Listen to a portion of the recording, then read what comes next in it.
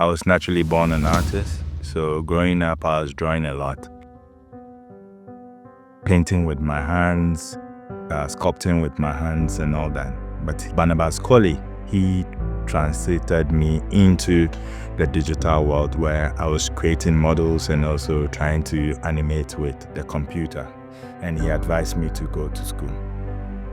I didn't want to go to school at all because I felt like I knew exactly what I wanted in life and that I could just stay with him and learn through the process. But he also felt that school would add up to my knowledge and also perhaps my network base. So he pushed me out. He said, if you're not going to school, then I'm sacking you from my workplace. Take him away. Uncle, no. Uncle, no. Uncle.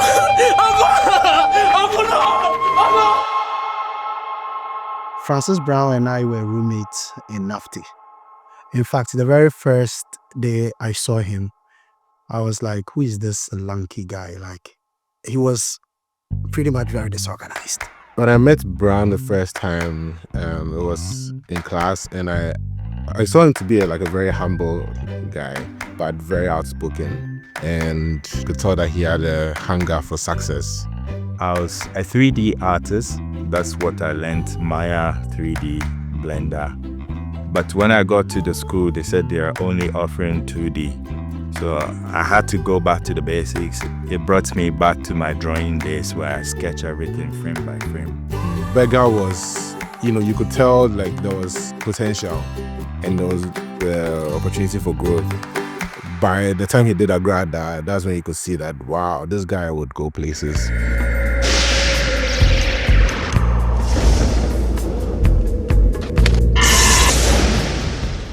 Agrada went on to become the first animation student film from the school to be awarded at Click Animation Festival in Amsterdam. It boosted my confidence that, okay, so it seems like the world is ready for authentic stories, like pure stories that seeks to really not glorify any type of fictitious storytelling, but things that are very much relatable. I was looking for subjects that I can personally relate to. And subjects like Agokoli's own was very fascinating because when he asked anyone in West Africa or Ghana about the king Agokoli, the first thing they'll tell you is he's a wicked king. So I was more on the other side thinking about what made him so wicked.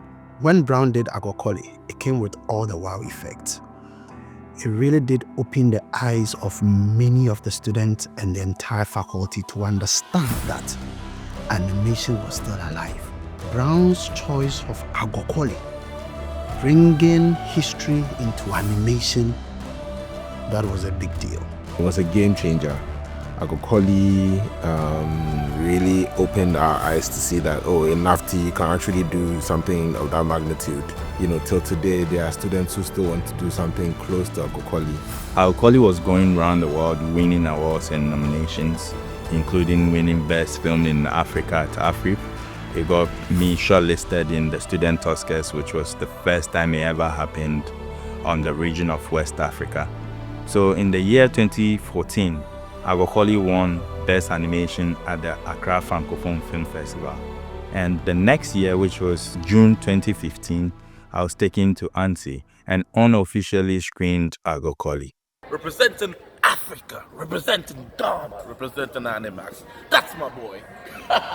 So films like Agokoli helps preserve Ghanaian heritage while showing that Ghanaian stories are not just local, they are universal and can inspire people everywhere.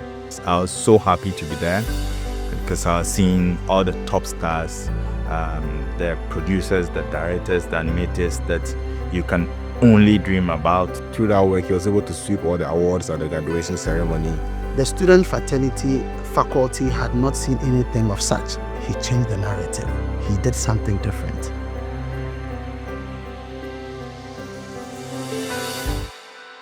Right after film school, I was left with my laptop, my handbag, and 2 CDs in my pocket, not knowing where to go. But I had big dreams, I had big hopes. One of the challenges, I'd say the major challenge Brown had at the time was funding. Brown had crazy ideas, beautiful storylines. Like, he had a dream, but he had no money. So my name was Animation to the Maximum. So Animax, that's how everyone was calling me on campus. But I realized that making it into a company, the name Animax was already taken by a channel in Asia. So I used the acronym FYB attached to it and registered it. I met Brown in 2012 when I was interning at Aoki Animation Studio. At that time, we were working on an animation project. And then I think the decision to partner came organically when we both saw the strengths in each other and then felt the need to combine our forces. Mark Tutu from Kumasi as well joined us, and we had another friend who is a freelancer but more of an integral team member, Kojo Sampa. As we kept on moving, I found another good talent from an orphanage here in Accra. Then we opened up for internships. Then the internship programs catapulted into national service. Then around this time, Aoki has become more of an Animax product than a Francis Y. Brown product. So we used it as our flagship project to lift the face of the studio. Aoki was different from how most animations in Ghana during the time were, in the sense of the story and then the production quality. We were striving for something that was more than what we were seeing at the time in terms of Ghanaian animation. After 4-5 years, you would expect that energy that took over me to start a studio would catapult my life and also talent and ability to a certain stage. But that wasn't the case. I had to let go everyone, including Richard Opoku Ajiman, and he literally left with everyone as well. I felt a different calling, and then apart from that, there were some other differences that brought about the parting of ways. So I left this country and I went to stay in Nigeria, Lagos.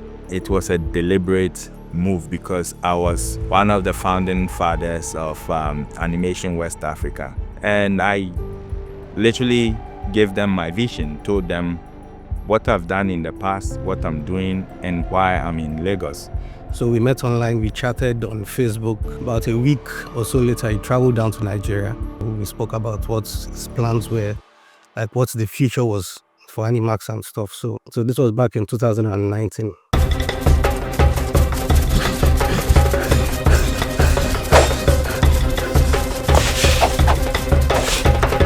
Tutu in itself was very challenging in a lot of ways, where it was about getting the right resource people to work with, like researchers and also the writers. We really pushed our best. It was one of the best stuffs, like 3D animations I've done, like throughout my career, like at that point in time.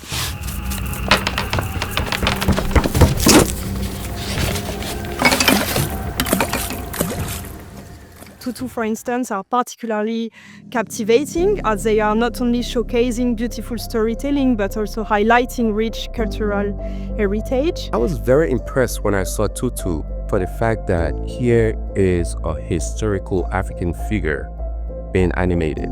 From one art space to another artist who's breaking into animation with creative and African-themed features, Francis Brown is breaking into the scene. Yalza was already in talks with Warner Bros.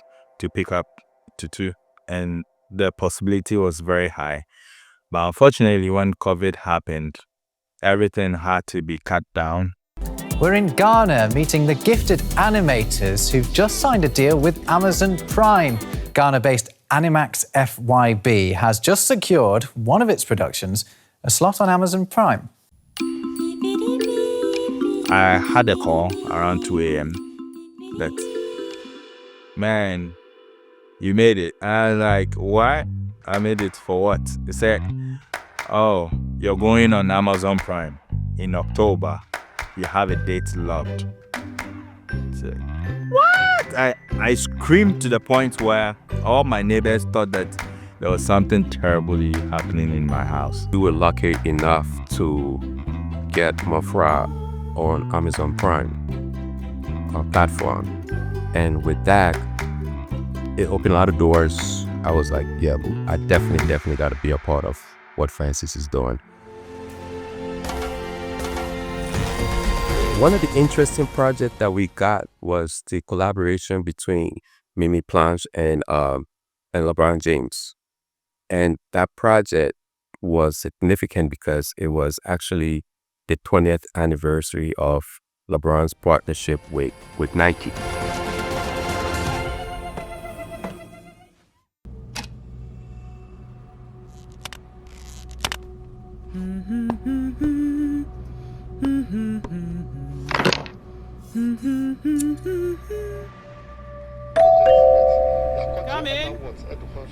And the next project after that was Room 5 that got accepted to ANSI. One for the folks, one for the win. ANSI 2022. Yo, my nigga, say something, son. My name is Sape Kwade, managing artist in the Jim Bros Limited. Francis and I met when he had a full-blown studio.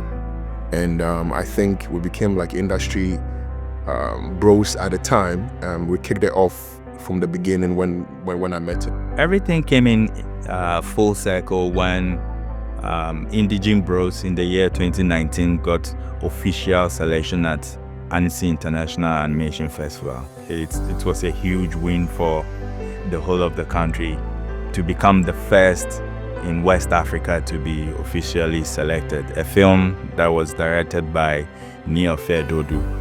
The title is Azuma.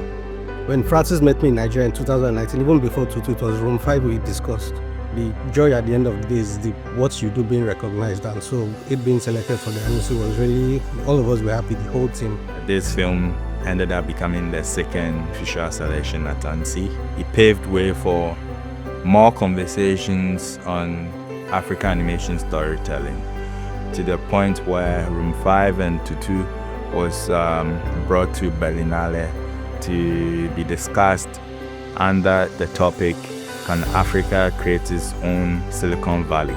It's really a big thing for us to be here as Ghana to be representing this year. It's about time that we use these important tools and knowledge to tell our own story. The embassy has been proud to support Animax over the years in showcasing their work at international festivals. One of the outcomes is that this event fostered a strong partnership between Animax and the Gobelin School, which is a French school known to be the best school in animation in the world. So this collaboration aims to provide training opportunities and to foster the next generation of animation professionals in Ghana. Training has always been part of what Animax has done, and for the first time in their history, they trained outside of their campus, and that was in Accra, Ghana. I didn't have any experience with 3D animation, but I did have a little experience with 3D modeling. Anything I have as a skill now is from learning here.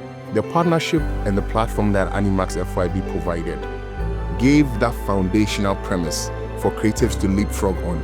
So collaboration like the one between Animax FYB and Gobelin Paris are game changer for the animation industry. This partnership not only brings world-class expertise to Ghana, it also equips local animators with the technical skills and creative confidence needed to compete internationally. So the future for Animax FYB, and talking to Francis throughout the years, it's not about animation.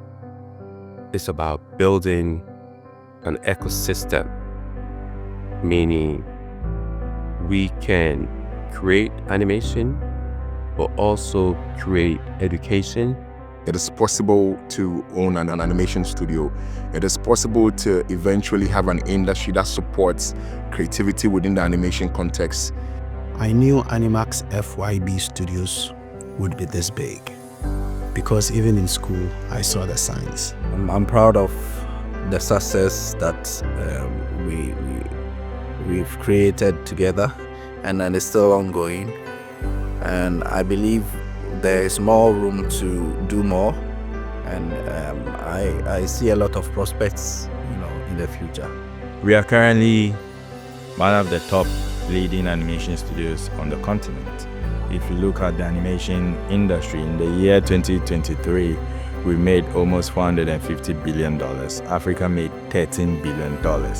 And this $13 billion, unfortunately, that's the producers and the studios, they made that money back to their continents, whilst Africa lost out on this because we are mainly consumers. So we are looking at bridging that gap, first of all, where we are going to be producing content that is globally appealing, but also authentically African. Also, we have the dream and also the passion to make Ghana the animation hub for Africa. With a new set of talents coming out each and every day that I'm seeing in Ghana, it's making it possible day in, day out for Ghana to be the hub. Whilst we have this training machine here and also formidable studios like Animax FYB Studios to champion that cause.